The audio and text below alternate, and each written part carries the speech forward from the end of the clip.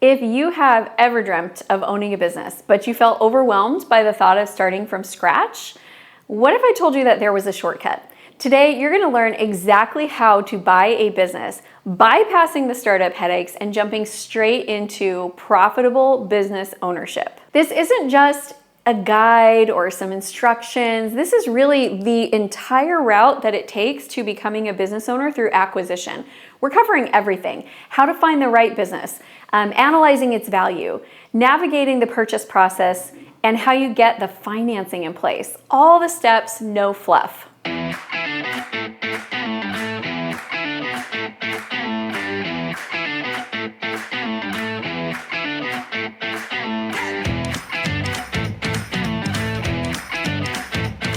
I'm Amy Walker. I have started 8 different businesses. I sold my last one for 7 figures.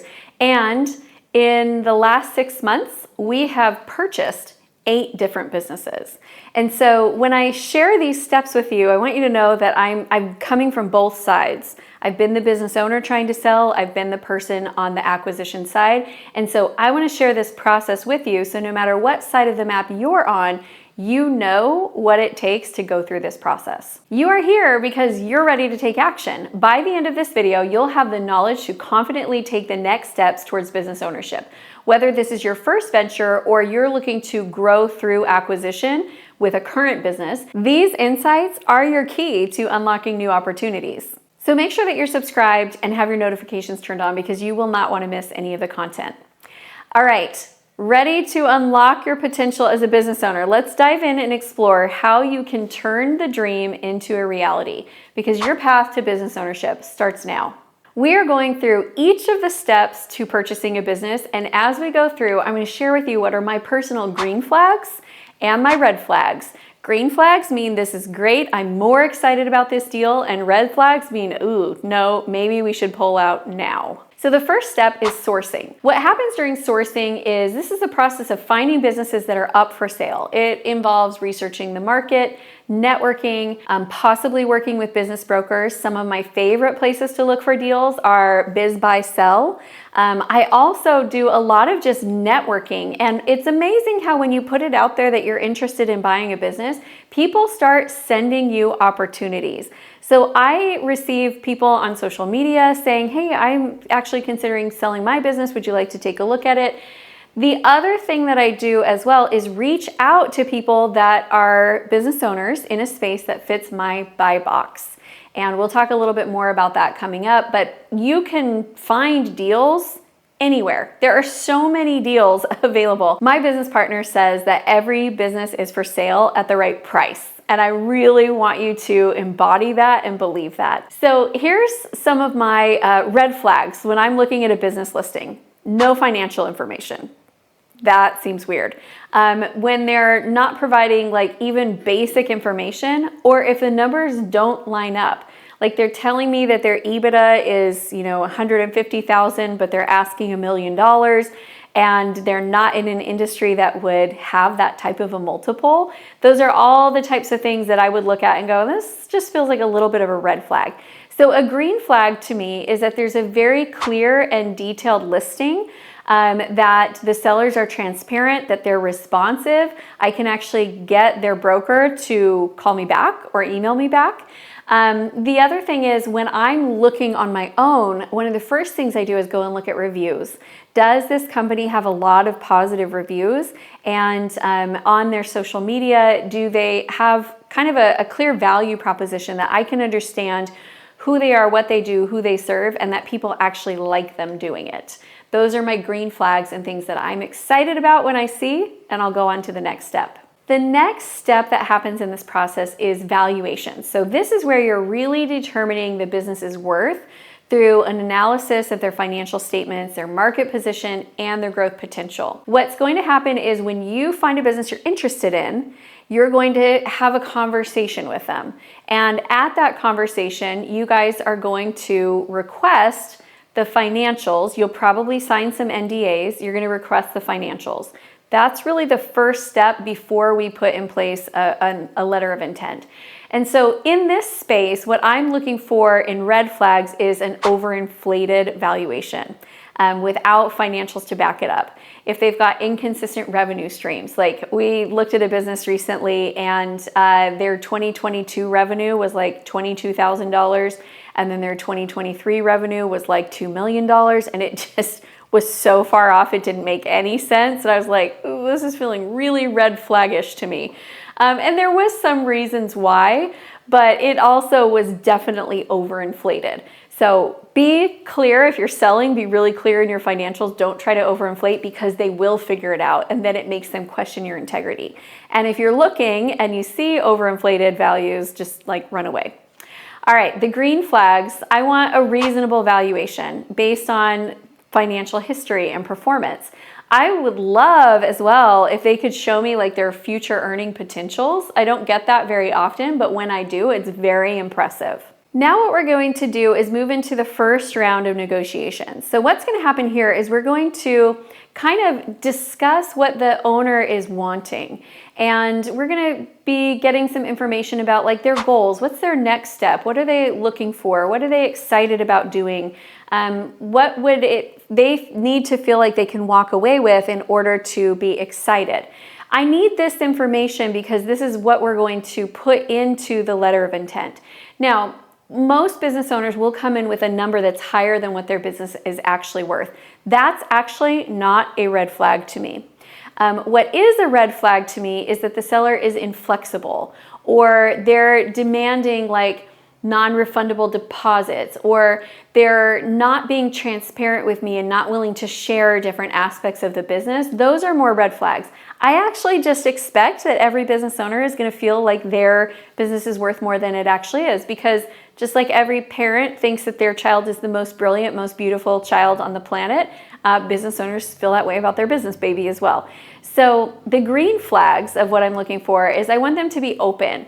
I want to have great discussions with them. I want to actually like the person that I'm buying from, because when I buy a business, there will be a transition period. And if I'm doing any type of owner financing, this person's going to be in my life for a long time. So I want them to be willing to negotiate terms. I want transparency about the business operations. The business owner themselves becomes an asset that I look at as a great partner for me taking on their business. Next, we're going to move into the letter of intent, which is called the LOI. So this is a non-binding agreement that outlines the terms of the purchase. It includes the price, the due diligence period, and an exclusivity clause, meaning that they're not shopping this around with other people right now. They're just engaging in due diligence with you. So during this phase, we're putting together an offer. And in fact, my last one that I did, I put together 3 offers. One is, if we purchase your business today and we purchased it all in cash through the SBA, this is what I think it would be worth.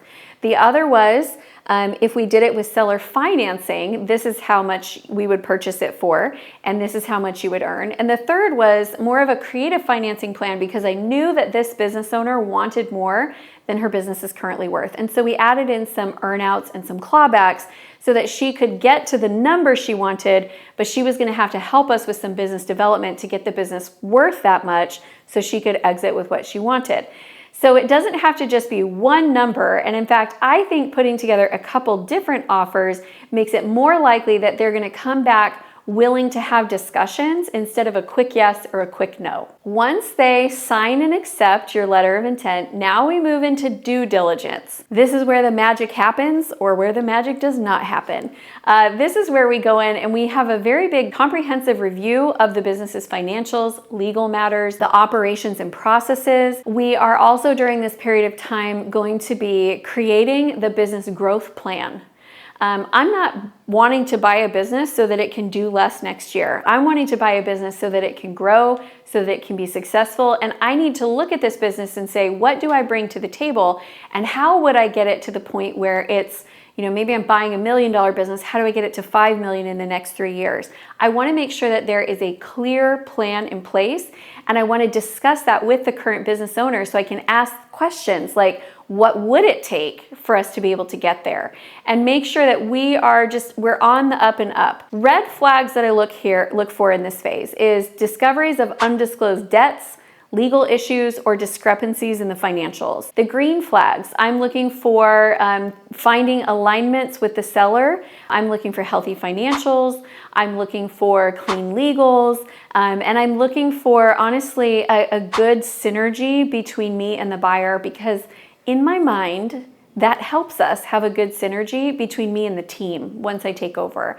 And also I want that owner's help in transitioning the relationships with the existing clients. If we come out of this deal and they got bad feelings towards me, it's gonna be really hard to take that business over, because everybody in that business is loyal to the original owner. So I'm looking for great relationships in this phase. Now, here's the surprise. You guys ready for it? Financing is number 6 in this process. You think you need to have the financing in place before you start shopping for businesses, because that's how it works in real estate. You get approved for a loan, and then based on what you get approved for, you go out and you start looking at houses that fit your budget. But the reality is, in financing, you have to have the deal in place. You have to have the 3-year projection in place before you can go out and submit that to financing.